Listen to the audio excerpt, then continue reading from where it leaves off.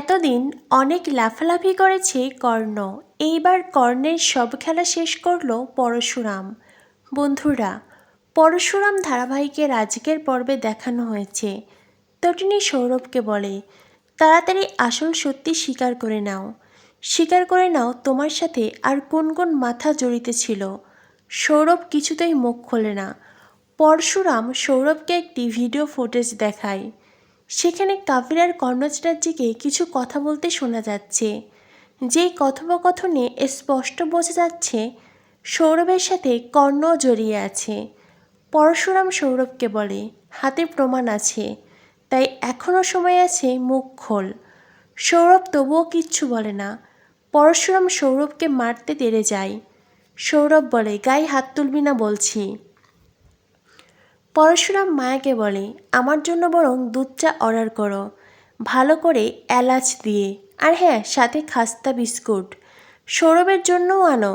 বেশ আরাম করে বসে সৌরভ আগে দুধ চা আর বিস্কুট খাক, তারপরেই তো বাকি কথা।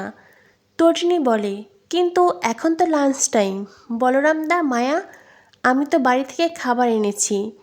তটিনীর কথা শুনে সকলের মুখে হাসি ফুটে ওঠে, কিন্তু সৌরভ বুঝতে পারছে না এই দুজন কি করতে চাইছে।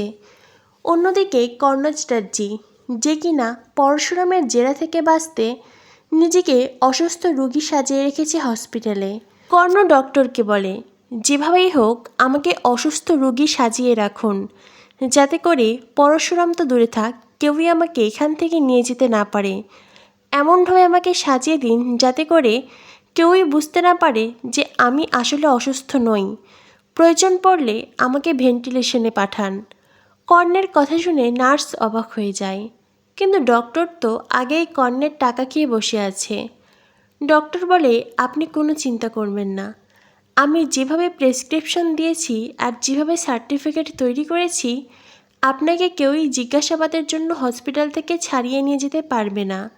তবে মুশকিল একটা জায়গায়, যদি আইনতভাবে ওরা অন্য একজন ডক্টর আনে, তবে সেখানেই হবে গণ্ডগোল। ওই ডক্টর আসলেই সবটা ধরা পড়ে যাবে। ওই ডক্টর বুঝতে পারবেন আপনি সুস্থ একজন মানুষ।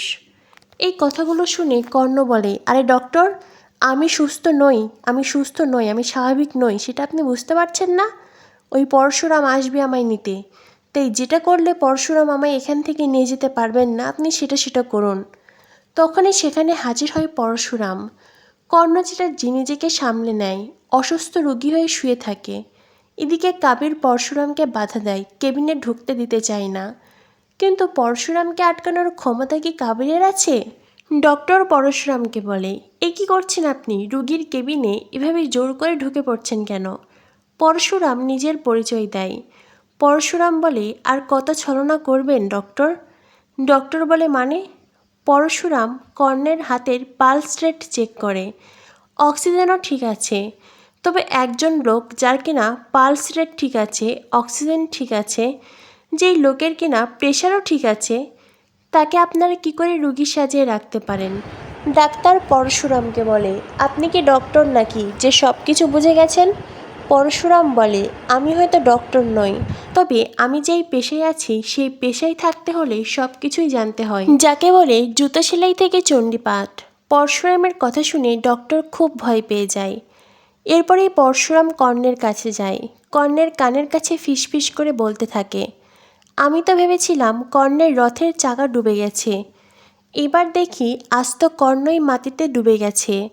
পরশুরামের কথা শুনে কাবির বলে, মানে কি বলতে চাইছো তুমি? তখনই পরশুরাম বলে, একটি ত্রিশূল প্রয়োজন, কর্ণের মাথা বরাবর ত্রিশূল নিক্ষেপ করতে হবে। কবির বলে, মানে? পরশুরাম বলে, তবেই তো মনে হবে বজ্রপাত পড়েছে। এই ধরনের মানুষদের বজ্রপাত দিয়েই শেষ করতে হবে, আর আমি সেটাই চাই। কর্ণকে শেষ না করা অবধি আমারও শান্তি নেই। তাই ডক্টর, এই ধরনের ছলনা বাদ দিন। আমার টিম আরেকজন ডক্টর আনবেন, আর উনি পরীক্ষা নিরীক্ষা করে দেখবেন কর্ণ চ্যাটার্জি আসলেই অসুস্থ কিনা। ডক্টর বলে, আমি আমার মেডিকেলে অন্য কোনো মেডিকেল টিমকে অ্যালাউ করব না। পরশুরাম বলে, আপনি করবেন না, আপনার ঘাড় করবে, আমি সব রকম ব্যবস্থা নিয়েই আসব। এখন তবে যাই। আর কর্ণ চ্যাটার্জি, আপনি নিশ্চয়ই এত সময় সব কথা শুনেছেন, আর এটাও বুঝতে পেরেছেন যতই ছলনা করুন কোনো লাভ হবে না। পরশুরাম কর্ণের কেবিন থেকে বেরিয়ে যায়।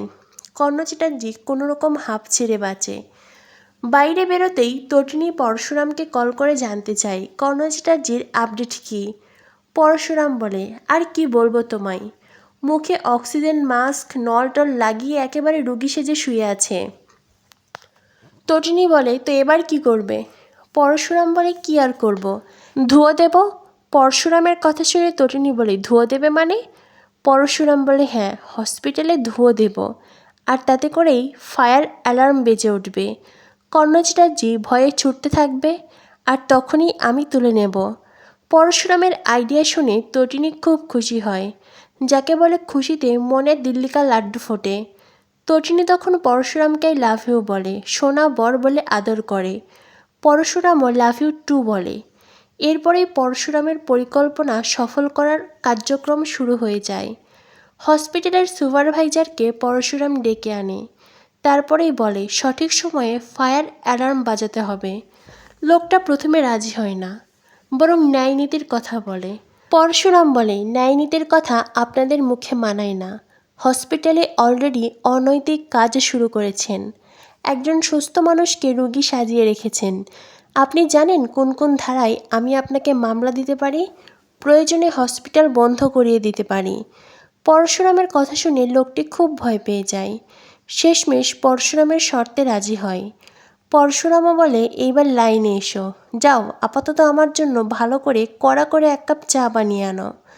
লোকটা যায় পরশুরামের জন্য চা বানিয়ে আনতে, আর পরশুরাম অপেক্ষা করে কখন পেশেন্ট পার্টি হসপিটাল থেকে বেরিয়ে যাবে। হসপিটাল ফাঁকা হবে, আর ওই সুযোগে পরশুরাম কর্ণের সাথে গেম খেলবে। এরপরই লোকটা পরশুরামকে চা এনে দেয়। পরশুরাম বলরামকে কল করে আর পুরো ঘটনা বুঝিয়ে বলে। পরশুরামের প্ল্যান শুনে বলরাম তো মহা খুশি। এরপরেই শুরু হয় আসল খেলা। অন্যদিকে দেখানো হয় সৌরভ তটিনীকে বলে, আমাকে আর কত সময় এখানে বসে থাকতে হবে? তটিনী বলে, কেবল তো কলির সন্ধে, এরপরে তো আসল খেলা শুরু। সৌরভ বলে, মানে? তখনই তটিনী বলে, জোকের মুখে নুন পড়বে। তুই তো জোক রে, মানুষের রক্ত খেকো জোক, আর নুন আসছে। সৌরভ তটিনীর কথার কোনো অর্থই বুঝতে পারে না। তটিনী সৌরভকে সপাটে চড় দেয়। সৌরভ বলে, আমার গায়ে হাত তুলবেন না। তটিনী বলে, তুই ভাবতেও পারছিস না কোথায় এসে পড়েছিস। দিল্লি থেকে আরও অফিসার আসছে। এরপরেই সৌরভ ভয় পেয়ে বসকে ডাকে। বস তটিনীকে থামাতে চেষ্টা করে। তটিনী বসকে বলে, এরপর তা আপনার পালা, তাই এখন যেটা করছি সেটা করতে দিন। বস ভয় পেয়ে ওখান থেকে চলে যায়। আগামী পর্বে দেখানো হবে তটিনী আয়ুষীকে কল করে। আয়ুষী বলে, বল ছোটদি ভাই। তটিনী বলে, আমি ছোটদি ভাই নই, আমি তটিনী গাঙ্গুলি হয়ে কল করেছি। অর্থাৎ কোনো আত্মীয়তার সম্পর্কে নয়, বরং একজন অফিসার হিসেবে আয়ুষীকে সে কল করেছে, তথ্য প্রমাণের জন্য, সাক্ষীর জন্য। অন্যদিকে পরশুরাম তার পরিকল্পনা অনুযায়ী হসপিটালে ফায়ার অ্যালার্ম চালু করে, আর তখনই কর্ণ ভয় পেয়ে যায়। কর্ণ হসপিটালে এদিক ওদিক ছুটতে থাকে, আর সেই সময় পরশুরাম কর্ণের সামনে দাঁড়ায়। এইভাবেই কর্ণের সব জারিজুরি ফাঁস হয়ে যায়। তো বন্ধুরা, বুঝতেই পারছো জমে উঠেছে পরশুরাম ধারাবাহিক। কী হতে চলেছে আগামী পর্বে। পরবর্তী আপডেট পেতে আমাদের সাথেই থেকো। ধন্যবাদ সবাইকে।